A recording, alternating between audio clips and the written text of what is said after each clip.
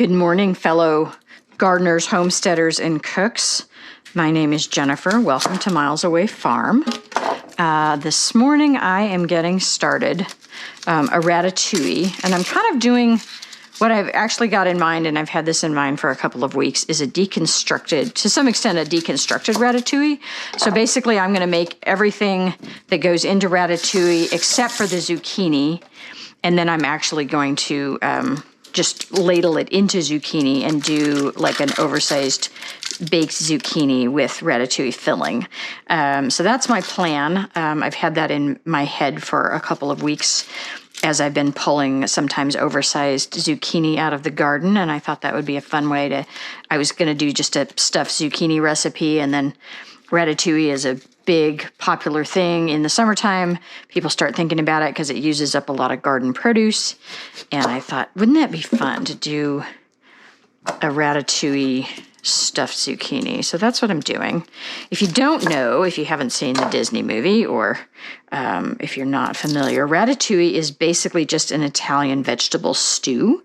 And years ago, I was watching some kind of competition show on Food Network, and one of the contestants came up with the acronym EZPOT, E-Z-P-O-T, as the acronym for remembering what's in ratatouille. And I always kind of loved that, and so it's still in my head. And eggplant, zucchini, peppers, onions, and tomatoes. So that's the typical ingredients of ratatouille. It freezes beautifully, and so you can make it this time of year and throw it in the freezer and then have it in the wintertime as a side dish. Or what I like to do is I freeze it, and then when I thaw it out, I add a can of cannellini beans and an extra container of tomatoes, canned tomatoes, and I make a soup out of it. And so we have ratatouille soup in the wintertime, and it's a vegetarian soup. You could add meat if you wanted to. I imagine a good Italian sausage would be great in that. But it makes a really lovely winter stew, particularly after coming off the holidays, when you've eaten your body weight in butter and you're wanting something a little lighter in January.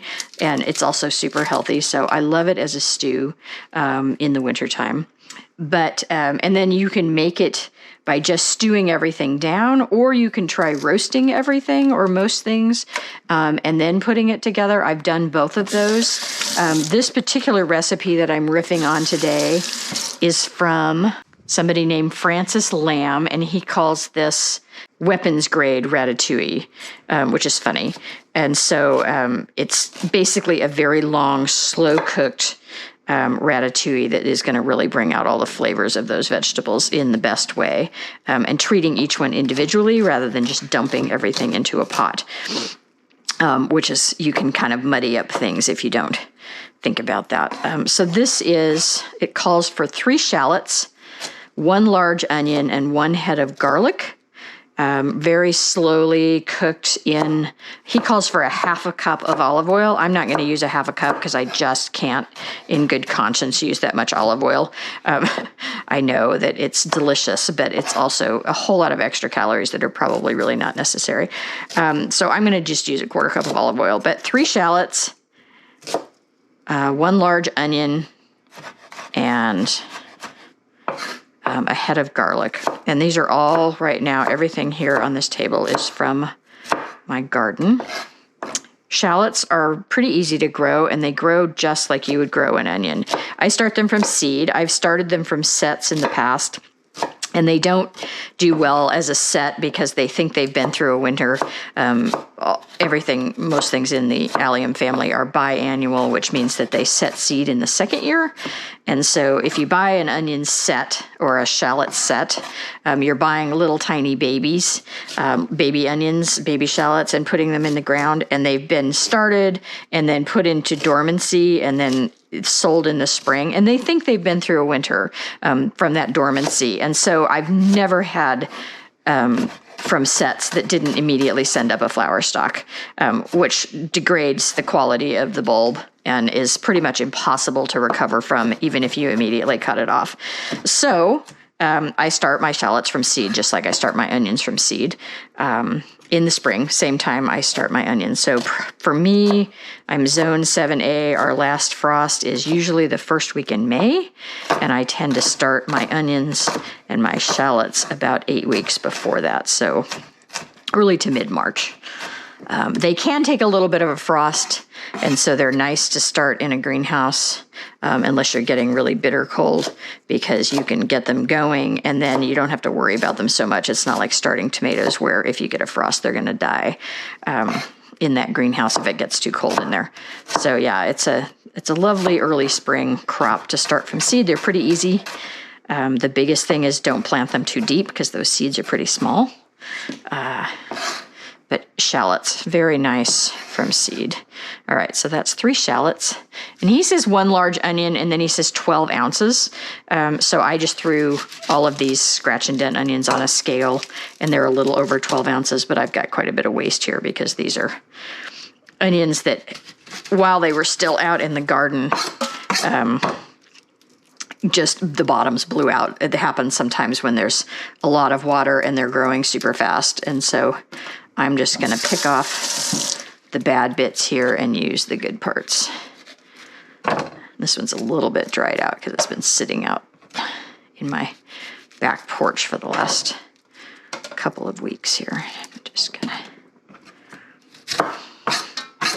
The hardest part on these is just knowing how fiddly to be, because you tend to want to keep picking away at things instead of just throwing out a big chunk of something, and you can drive yourself crazy with that.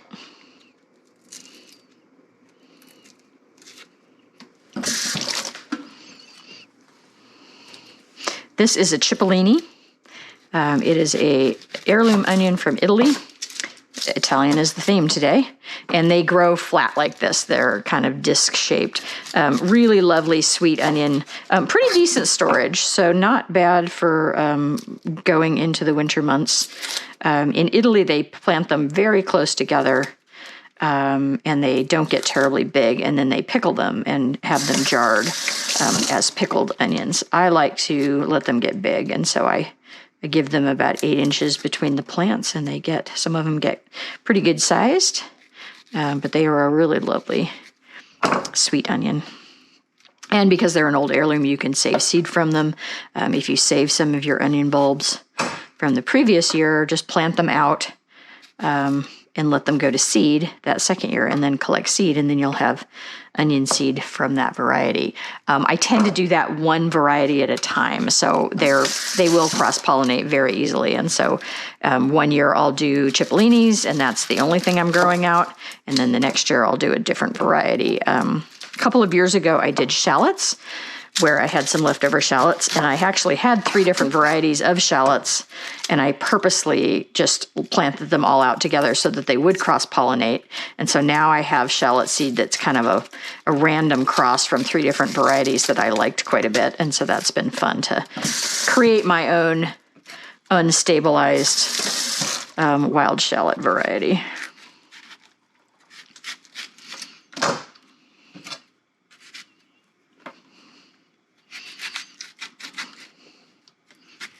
Sometimes I make myself nervous doing this.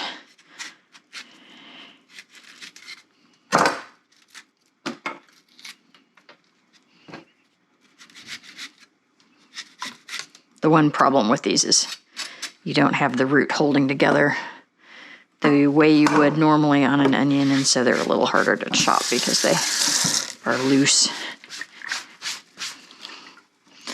All right, wiping the dirt off.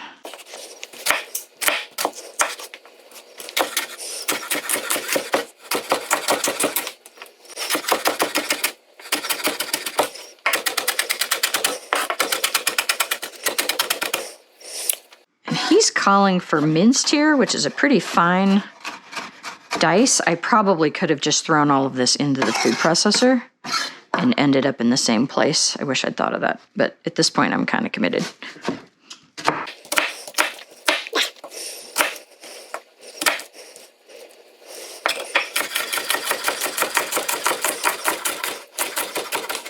Cipollinis are a little bit harder to chop sometimes just because the shape is odd. from what you're used to with an onion, but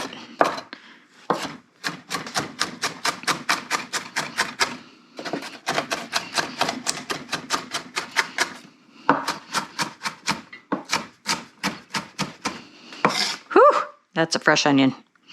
My eyes are watering.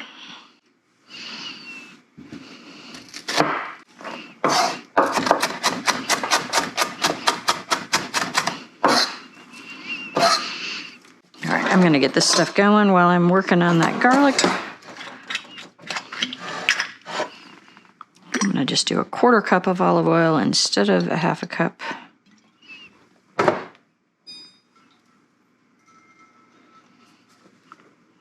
going to use this burner because it's a little bit smaller and I can slower roast this. The smart thing here.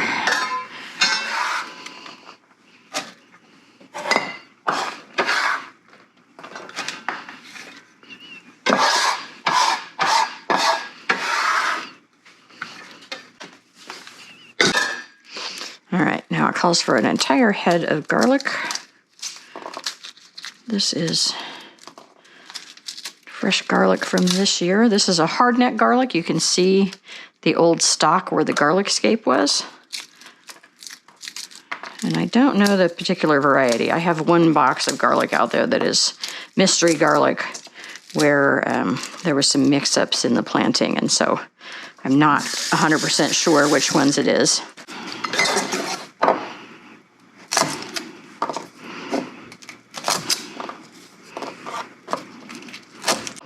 These should be fairly easy to peel. At this point, they've been out of the ground for more than a month, so they're starting to get a little drier.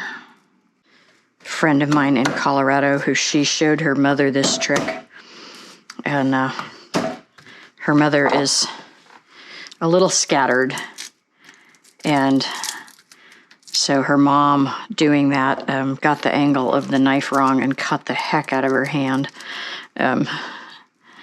So yeah, be careful when you're doing that, but I think most of the time people don't have too much problem with it. We had to laugh. We used to work together at a fish and game office, and one of the fish hatcheries that was up the road, well, not up the road, but in our district, was called Roaring Judy. I'm not quite sure why. There was a story behind the name of the fish hatchery, but it was called Roaring Judy, and this friend's mother's name was Judy, and so after that incident, we started referring to her as Roaring Judy. She was a lovely woman, just a little bit high speed. And this recipe calls for minced. I could put this through a garlic press. I could put this in a small food processor. I am going to just hand mince it, and I'm going to leave it a little bit on the chunky side just because it is so much garlic. The finer the garlic is chopped, the more potent the flavor. And in this particular case, I don't want this dish to be completely overwhelmed by the flavor of the garlic. And so I'm going to hand mince it and, you know, not do it quite as fine as it would be if it went through a garlic press. And what he's doing here is basically caramelizing all of these alliums, not browning, cooking off a lot of the water and bringing out a really rich, nutty flavor. All right, get everybody stirred in there.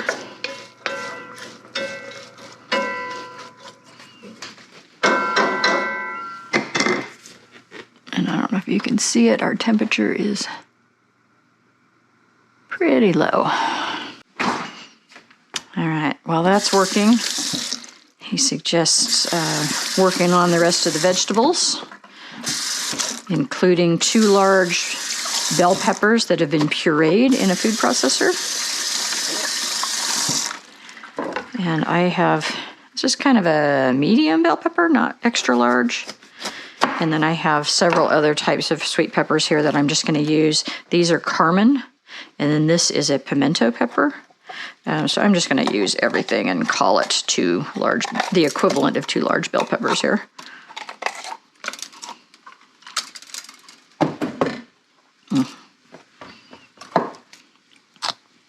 This bell pepper, so good. Look at the thickness of the walls. They're very nice. This is a variety called bullnose. I don't really know if a bull's nose looks like that, but it was grown by Thomas Jefferson at Monticello, so it's a very old heirloom variety. I've been growing it for years. I really like it. Nice thick walls, great sweet flavor. And I just love this story. And I love the idea that this pepper is good enough that it really can't be improved upon since the late 1700s. I mean, that's pretty awesome.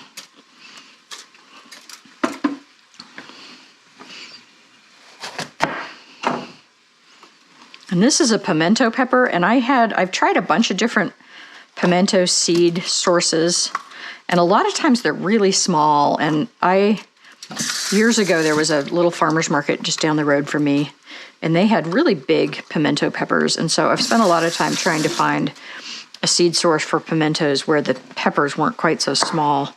And I grew them out one year. I had like 3 different kinds of seeds, and I had one that was quite successful and a good size.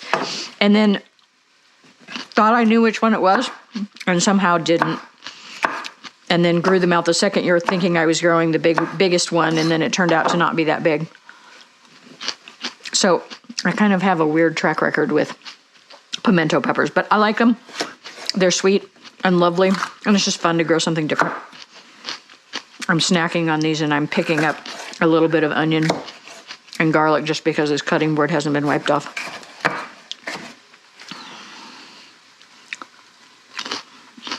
That right there, that's a little bit of sunburn, and it's really harmless. It can get big and start causing rot, and so you do have to be aware of it, but very common with peppers.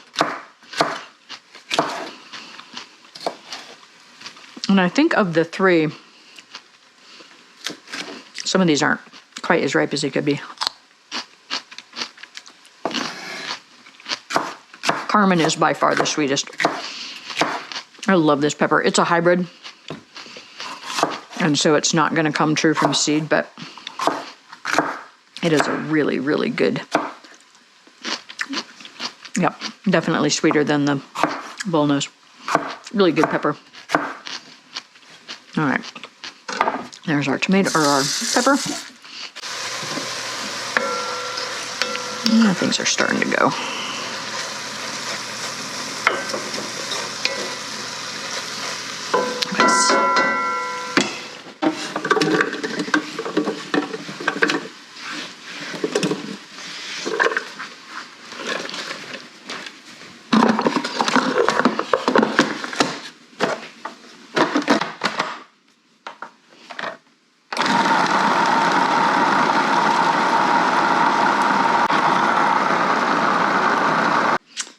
Peppers are pretty close to pureed. I'm going to call that good. All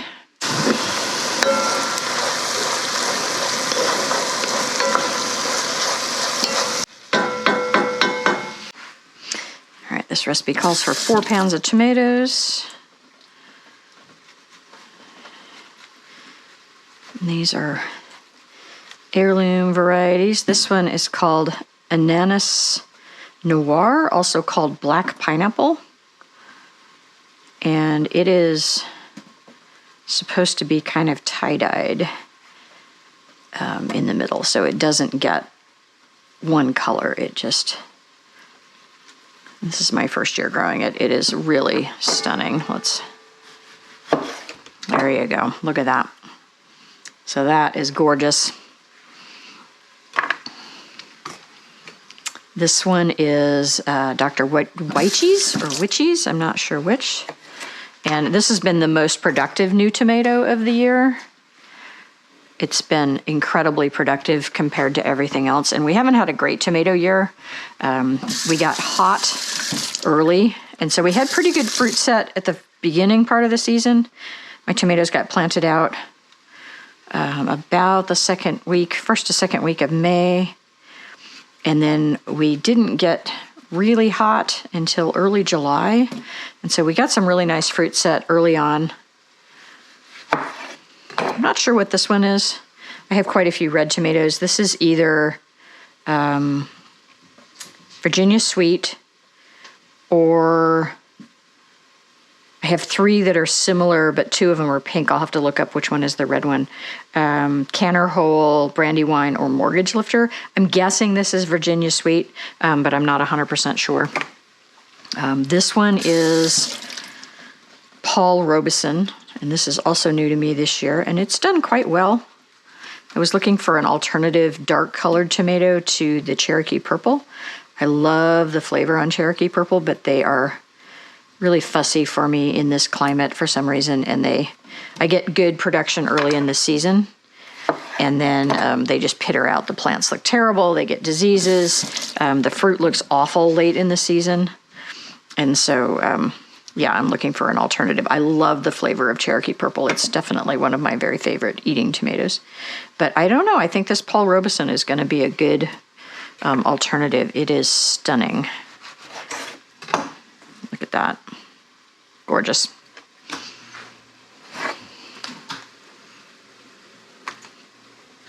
I need to look up. I think these probably get pureed, so I'm not sure, but right now I'm just roughly dicing them. Dr. Wyche's is definitely your classic heirloom where it's got lots of lumps and bumps and crevices, which makes it a little harder to cut up, but man, very productive. And not a lot of splitting. It's bumpy, but it's not splitting at the stem, which is great. So I will definitely grow this again. And this is probably the 10th or 12th tomato I've pulled off this plant that's been this size, versus everything else out there that's supposed to be big heirloom. It just hasn't been that big because, or we haven't gotten very many. I've gotten a few big ones, but they haven't set a lot of fruit because of the heat. So yeah, I'm very happy with this one. I will do it again.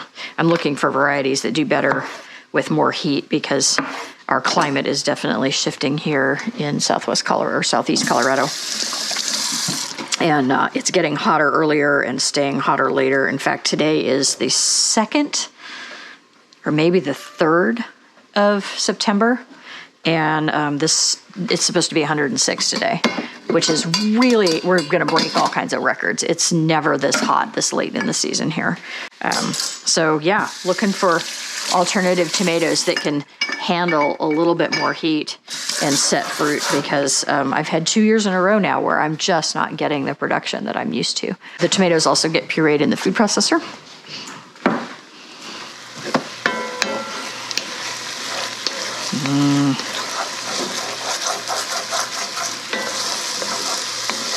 That's looking good.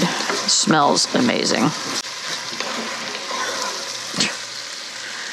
I have kittens bouncing off of everything in the living room right now. They are young and full of beans. We just got everybody, got their first shots and deworming and neutered a couple of days ago. So we had one day off where everybody was pretty quiet, and now they're back to being wild.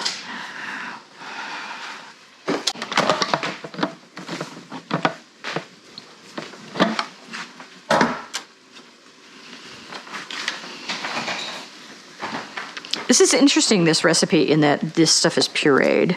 That's kind of unusual.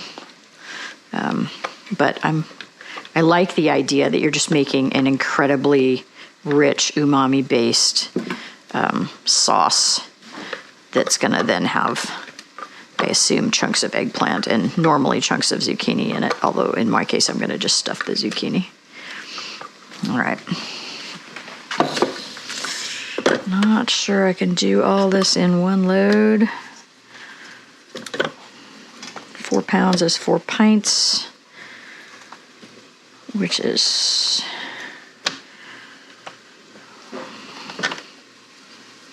64 ounces. Yeah, this says 72. We'll see what we can do here.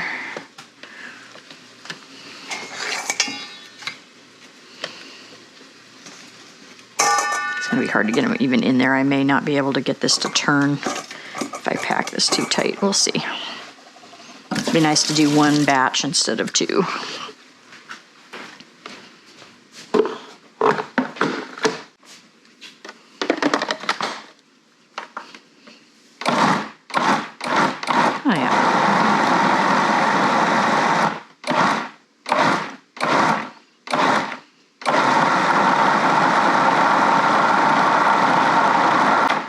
Really don't love this food processor, but the one thing I do like about it is it is sealed. It does not leak when it's that full. If I had done that with my Cuisinart, it would have leaked all over the place. How are we doing here? You see how things are starting to stick just a little bit on the bottom? That's an indication that we've driven off quite a bit of the water, and that's what we're trying to do here, so that's a good thing. All right, we're going to give that a couple of more minutes. We want kind of a golden color here. So this eggplant gets diced and then roasted. Normally you would actually dice and roast the zucchini as well, but I'm going to hold the zucchini out because I'm going to use it to stuff. And it calls for 1.5 pounds of eggplant. I have, look, an earwig, surprise. Thank you for messing up my nice clean cutting board.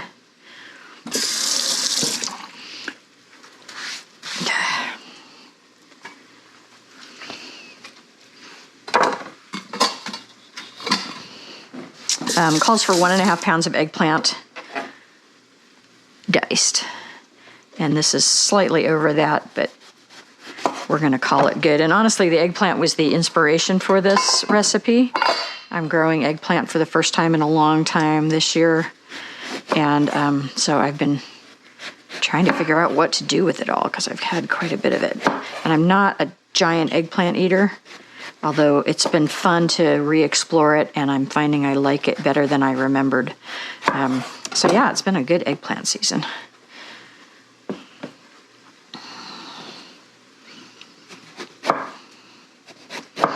The problem with eggplant is they don't store well. They want to be stored at about 50 degrees, and your refrigerator is too cold and your countertop is too warm, and so they just don't hold well. And so literally as soon as I pick my eggplant in the garden, I'm trying to figure out exactly what I'm going to do with it. A lot of times I have a plan before I even pick it, because it's not one of those things you can throw in the fridge and get back to 4 or 5 days later. It will be brown and mushy and disgusting. This has been a lovely variety of eggplant. It has not been bitter at all, and it's been very tender. And I've had some that were about this size. This one was over a pound, and then I've got quite a few late season ones coming in that are quite a bit smaller.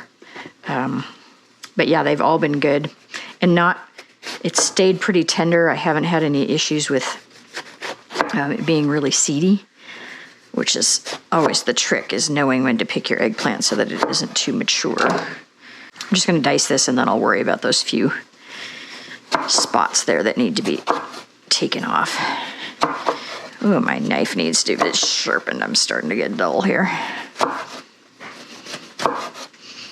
This one was a little bit funky in terms of shape, and I think that might have made the skin a little bit thicker.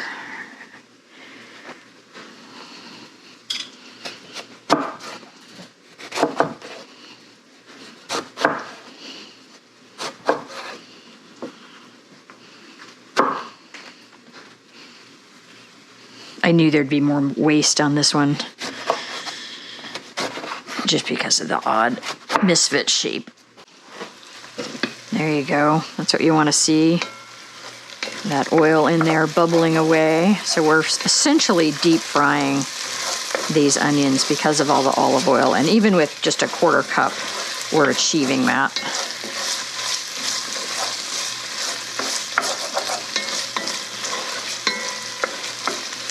This is a slow and steady wins the race kind of a recipe. It's definitely, I have another recipe I'm going to make and film while I've got this going, because this is definitely the kind of thing where you're going to spend an hour in the kitchen farting around, because it's a very slow roast. But I'm hoping that the payoff will be well worth it. It smells incredible. All right, so this gets tossed in salt and pepper and olive oil, and then roasted.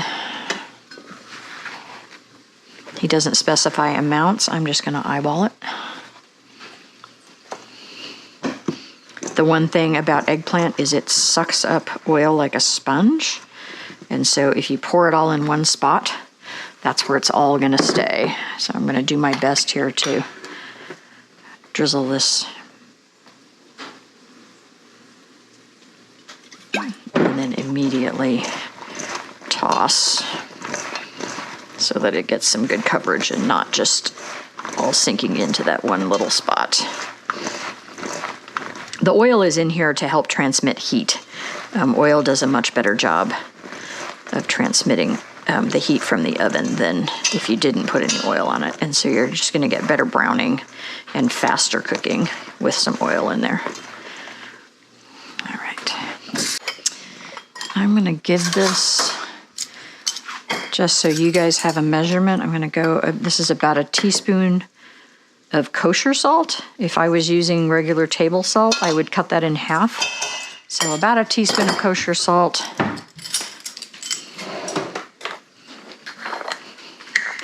And about a half a teaspoon of ground pepper. Give everybody one more good toss.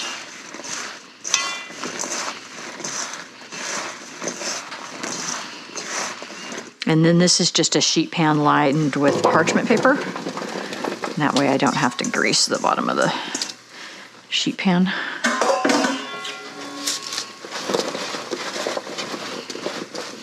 And I could probably put this on 2. It would roast faster if it was on 2, because these are pretty packed. But I don't want to get another one out, so I'm just gonna. The temperature is 450, so it's really hot. So we're gonna do all right. My oven is not quite all the way heated up yet, still preheating.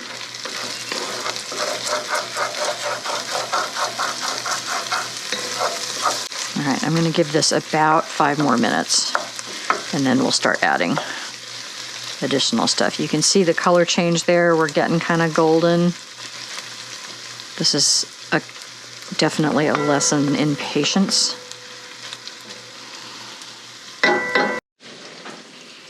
All right, our oven is preheated. I'm gonna throw that in there, and then I think our onions are about ready. So we're gonna throw in the pureed red pepper first. Peppers are really watery, and so we could probably turn the heat up just a little bit, and we're gonna cook off some of that water. I'm using this heavy-bottomed enameled cast iron pot for this because it's definitely a long, slow cook, and these kind of pots do that very, very well. If you have a thin-bottomed pot, it can be very hard to slow cook something like this down this long without ending up with burned bottom on stuff. And you can get, I have one that I use for jam that's a Tramontina enameled pot from Walmart. So, you know, definitely way, way, way less expensive than this is. So don't feel like you have to spend, this was a gift to myself. I've wanted one. I coveted it for literally 20 years and finally bought one, and I bought it on Etsy, and it was a display model at a Williams-Sonoma, and so I got probably about a third of the price off, even though it was brand new. But yeah, waited 20 years. So salt and pepper, and he just suggests doing that kind of layering of salt and pepper in your veg over and over again as you cook this down. So That's my first batch of that. I was surprised there wasn't any salt in the onions to start with, but I think you could probably add salt with the onions and garlic and shallots early in the game. All right, we're gonna turn that up just a tiny bit and start driving off that water.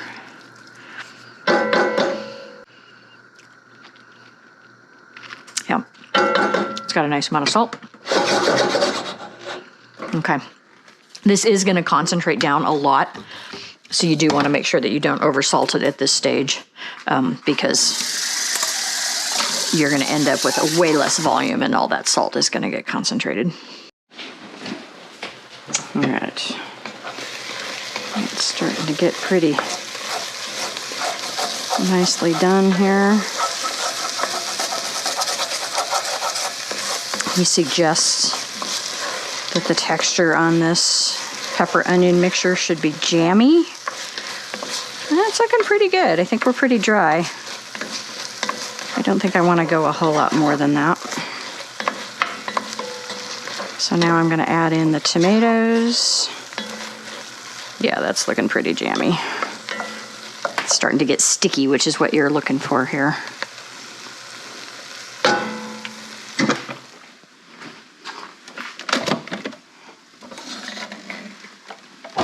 And you can also see how there's like no trail, or it's like if I do that, it just stays. So we've definitely driven off most of the moisture.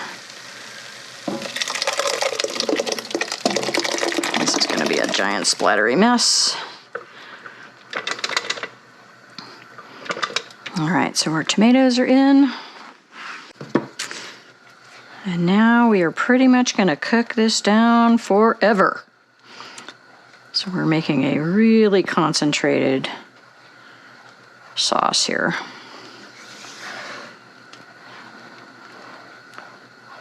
Initially, I can turn my heat up, get that to a boil. Since I'm doing other stuff, I'll be able to watch it.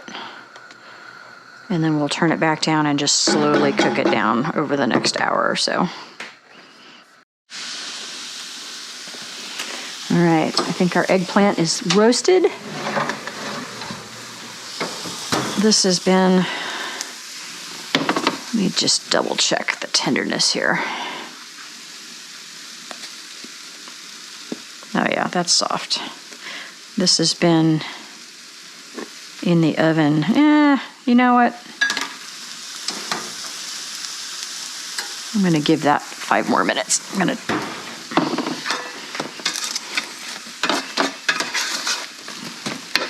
give this a quick stir.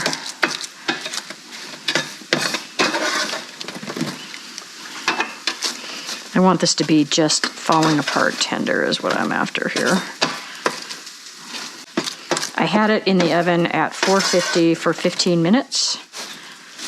And I also have a convection turned on, so basically throwing all the heat at it that I could. But 15 minutes isn't very long for eggplant. We're going to give it a few more minutes. 5 more minutes.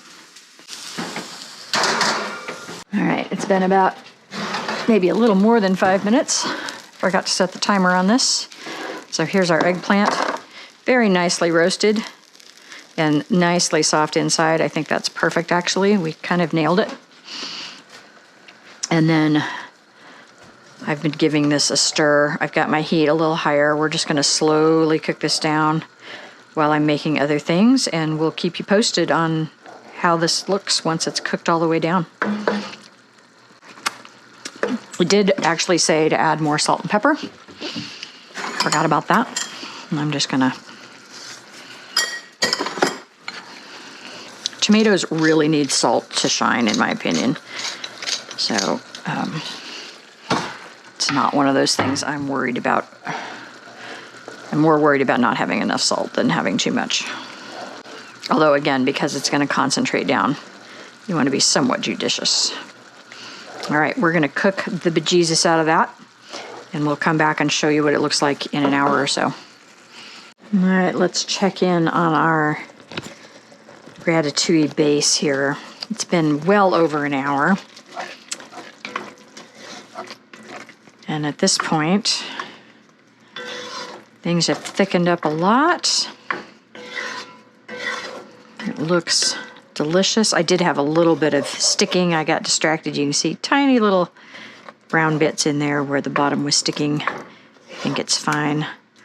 And so now we're going to throw in a little bit of thyme and some basil.